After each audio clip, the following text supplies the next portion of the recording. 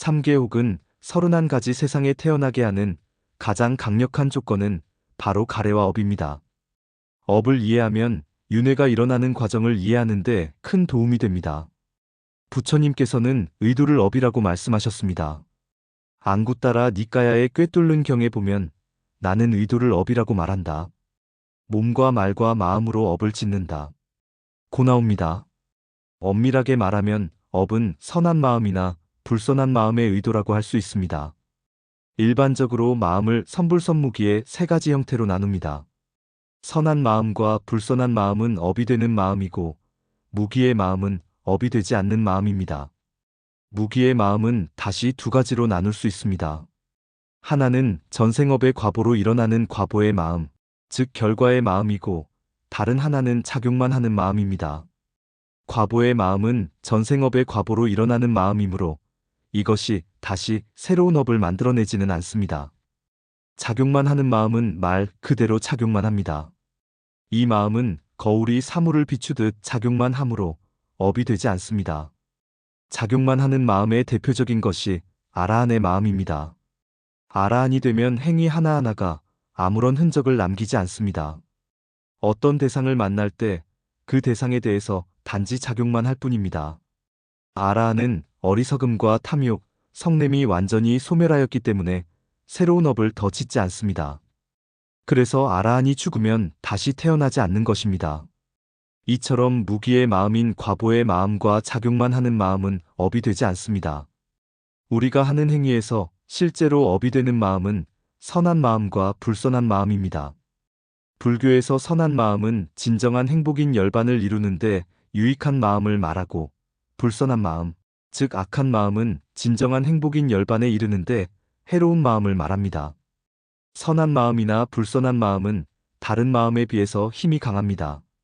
예를 들어 어떤 대상을 아무 생각 없이 그냥 한번 쳐다보는 것은 강한 업이 되지 않습니다. 그러나 그 대상을 보고 좋다거나 싫다는 생각을 일으키거나 그것에 대해 집착하면 그 마음의 힘은 아주 강력합니다. 이런 마음은 일어났다 사라진 후에도 다음에 일어나는 마음에 영향을 줍니다. 이 세상에 태어나 존재감 없이 살다 가는 사람이 있는가 하면 많은 사람에게 영향을 주고 가는 사람이 있습니다. 마음도 아주 강한 영향을 주거나 미미한 영향을 주는 마음, 즉 업이 되는 마음도 있고 아예 영향이 없는 마음, 즉 업이 되지 않는 마음도 있습니다.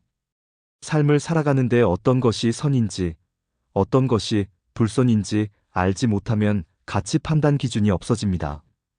기준이 없으면 악행은 부지불식간에 자꾸 저지르고 선행은 어쩌다가 한 번씩 하면서 살아갈 것입니다. 선과 악에 대한 확실한 기준을 갖고 있어야 악행을 최소화하고 선행을 많이 할 수 있습니다. 선과 악을 아는 것, 좀 더 정확히 말해서 어떤 것이 선한 마음이고 어떤 것이 불선한 마음인지를 아는 것이 매우 중요합니다. 선과 악을 정확히 분별할 줄 모르면 수행을 제대로 할 수가 없습니다. 팔정도에서 말하는 바른 노력의 의미는 이미 일어난 선은 더욱 증장시키고 아직 일어나지 않은 선은 일어나게 하며 이미 일어난 악은 버리고 아직 일어나지 않은 악은 일어나지 않게 하는 것입니다. 이것을 바른 노력 또는 네 가지 정근이라고 합니다. 선과 불선을 제대로 구별할 수 있어야 바른 정진도 가능합니다. 석가모니 부처님 이전의 7부처님이 동일하게 말씀하신 칠불통계라는 개송에서도 불선은 버리고 선은 행하라고 하셨습니다. 제약막자 모든 불선한 마음은 짓지 말고 중선봉행 온갖 선한 마음을 받들어 행하라. 자정기에 스스로 마음을 깨끗이 하는 것이 시제불교 바로 모든 부처님의 가르침이다. 옛날에 큰 스님들은 한 마음이 선하면 그것이 극락이며 한 마음이 악하면 그것이 지옥이다. 라고 했습니다. 실제로 선한 마음이 일어나는 만큼 우리 마음이 부처님 마음을 닮아가는 것입니다. 업의 특징. 선업은 좋은 결과, 악업은 나쁜 결과를 가져온다. 사람마다 생긴 모습이 다르고 태어난 환경도 다릅니다. 어떤 사람은 행복한 환경에서 태어나고 어떤 사람은 불행한 환경에서 태어납니다. 어떤 사람은 아름답게 태어나고 어떤 사람은 추하게 태어납니다. 어떤 사람은 건강하게 태어나고 어떤 사람은 허약하게 태어납니다. 이런 것들이 다 전생업과 관련되어 있습니다. 전생의 업에 따라 차이가 생겨나는 것입니다. 콩 심은 데 콩 나고 팥 심은 데 팥 난다라는 말이나 자작자수라는 말처럼 자기가 지은 업의 결과를 자기가 받는다는 것입니다. 선업은 좋은 결과를 가져오고 악업은 나쁜 결과를 가져옵니다. 선한 업을 지으면 선한 과보의 마음이 일어납니다.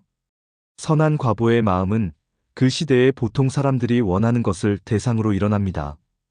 그 대상은 아름다운 형상, 아름다운 소리, 좋은 냄새, 좋은 맛, 좋은 감촉, 잘생긴 얼굴, 부귀, 권력, 명예 등을 말합니다. 그래서 선업을 많이 지은 사람은 현상적으로 원하는 대상을 많이 경험하는 복보를 받습니다. 반대로 불선한 업을 지으면 불선한 과보의 마음이 일어납니다. 불선한 과보의 마음은 그 시대에 보통 사람들이 원하지 않는 것을 대상으로 일어납니다. 그 대상은 보기 흉한 형상, 듣기 싫은 소리, 나쁜 냄새, 나쁜 맛, 나쁜 감촉, 못생긴 얼굴, 가난, 불명예 등을 말합니다. 불선업을 많이 지은 사람은 현상적으로 원하지 않는 대상을 많이 경험하는 악보를 받게 됩니다. 업을 행하는 것도 받는 것도 마음이다. 우리가 업을 짓도록 하는 어떤 존재가 있느냐 없느냐 하는 것도 한번 생각해 볼 필요가 있습니다. 업을 행하는 자 또는 업의 과보를 받는 주체가 과연 있을까요? 사람들은 보통 영혼이라는 어떤 주체가 있어서 그것이 업을 짓고 그 과보를 받는다고 생각합니다. 이런 생각은 힌두교의 아트만 사상으로 고정불변한 실체인 자아가 있어서 그 자아가 업을 행하고 그 자아가 업의 과보를 받는다고 봅니다. 불교에서는 자아를 말하지 않습니다. 자아는 단지 생각의 산물일 뿐 실제로 존재하는 것이 아니라고 합니다. 자아라고 생각하는 것은 물질과 정신의 결합 또는 다섯 무더기, 즉 물질 무더기, 느낌 무더기, 인식 무더기, 형성 무더기, 의식 무더기의 집합일 뿐입니다. 자아가 있어서 업을 행하고 그것이 업의 과보를 받는 것이 아니라는 겁니다. 실제로는 적당한 조건의 화합에 의해서 마음이 일어납니다. 이것이 업을 짓는 것입니다. 이때 생긴 업의 잠재력인 업력은 적당한 조건이 갖추어지면 업을 조건으로 생긴 물질과 과보의 마음을 일어나게 합니다. 이것이 업을 받는 것입니다. 이처럼 업을 짓는 것도 마음이고 업의 과보를 받는 것도 마음입니다. 내가 전생에 많은 악행을 저질러 그 악업 때문에 지옥에 떨어지면 괴로운 느낌과 함께하는 마음이 끊임없이 일어나서 많은 고통을 받습니다. 그러나 선행을 많이 해서 천상이나 인간, 세상에 태어나면 행복한 느낌과 함께하는 마음이 많이 일어나서 행복을 누릴 것입니다. 업을 행하는 것이나 업을 받는 것은 자아가 아니라 마음입니다. 자아에 의해서 마음이 일어나고 사라지는 것이 아니라 적당한 조건에 따라 마음이 일어났다가 사라집니다. 더구나 한번 일어난 마음은 다음에 일어나는 마음에 영향을 줍니다. 이것을 불교에서는 연기로 설명합니다. 이와 같은 연기의 법칙에 따라 물질과 정신에 일어나고 사라짐이 계속되는 것이 우리의 삶이고 윤회의 과정입니다. 촛불의 비유를 들어봅시다. 앞의 초에서 뒤의 초로 불이 옮겨갑니다. 그때 앞의 촛불과 뒤의 촛불은 별개의 촛불입니다. 그러나 뒤의 촛불이 일어나는 것이 앞의 촛불과 전혀 무관하지 않습니다. 앞에 촛불이 없으면 뒤에 촛불도 없습니다.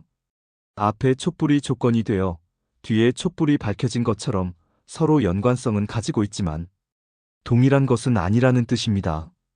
또 다른 예로 도장의 비유를 들어보겠습니다. 종이에 도장을 찍으면 도장에 새겨진 것과 종이에 찍힌 것이 동일한 것은 아니지만 그렇다고 해서 무관하지도 않습니다. 분명 밀접한 연관성을 가지고 있습니다. 그와 같이 우리 마음도 앞에 마음이 일어났다가 사라지면서 뒤에 마음이 일어나는데 그때 앞에 마음과 뒤에 마음이 연관되어 있다는 것입니다. 조건에 따라 일어났다가 사라지며 끊임없이 진행합니다.